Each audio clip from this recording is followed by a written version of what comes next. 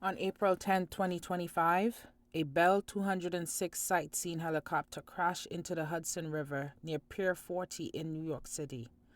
All six aboard, a family of five and the pilot, were killed. The aircraft was operated by New York Helicopters and was operating its sixth flight of the day. The Hudson River yesterday. All six people on board died. And we've got to warn you here, what you're about to see is disturbing. This video shows the moment the helicopter tumbled out of the sky and crashed right there into the water. The main body of the aircraft was recovered from the river. You see it there, detached from the tail and the chopper blades. A search for those pieces is underway. Let's bring in CBS News correspondent Lilia Luciano, who's following this story for us close to where the chopper went down. Lilia, it's a heartbreaking story, especially considering who was on board. What are we learning about the victims of the crash? That was devastating, Errol. This was a family from Spain. The father is the president of the Spanish Siemens company branch. He was there with his wife and his three children. According to WCBS, the children's ages were 11, 4, and 5, or approximately. The chopper went down at around 3:15 p.m. The calls to 911 started coming in immediately. Witnesses said that they heard a loud boom and then started seeing parts, as you mentioned, of the helicopter coming apart in midair before it crashed right behind where we are into the water. Authorities showed up right away. The NYPD and the NYFD showed up. We saw the divers coming back, and the bodies were recovered very quickly after, within the first few hours, and they declared 4 of the people deceased there when they recovered the bodies. 2 were taken to hospitals, but of course ultimately died. And Lilia, I know that for you, like me, we live close to where these helicopter tours take place. It's something that if you have the means, dozens of tourists to New York will take part in. And this was a tour flight with the company New York Helicopters. So how is it responding to this disaster? Well, New York Helicopter does many tours. It's been working, or at least the CEO has been doing this for over 30 years.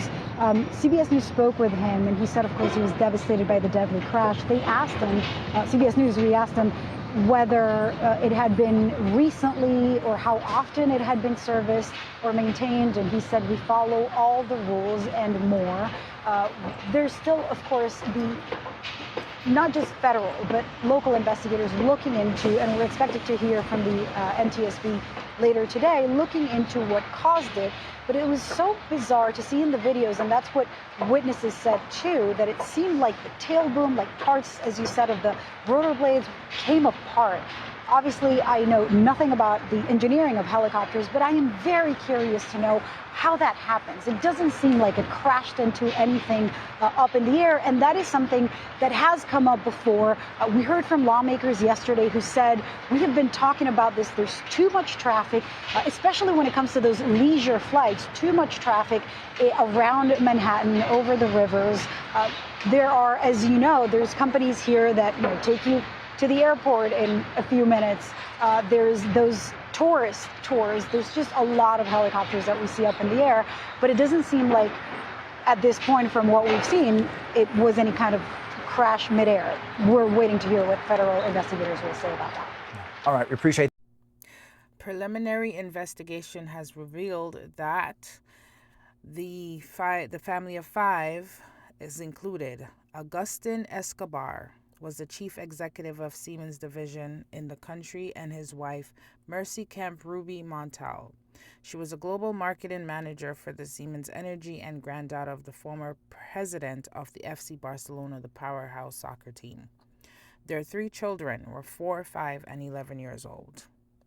First, I would like to say, may their souls rest in peace, and my condolences to the family of Augustine and Mercy Camp Ruby and the children. This is very heartbroken. Okay? But like I mentioned, Agustin Escobar was the chief executive of the company Siemens, the division out of the country Spain, with his wife, who was also manager of Siemens Energy. Okay? So, Siemens was a company that was founded all the way back in 1847 um, by, what is his name? I can't remember his name. Van something. But, anyways, as like I said, this company's a high tech company. Okay? They deal with a lot of electronic stuff, okay, especially for the healthcare. So, as a global provider of healthcare services,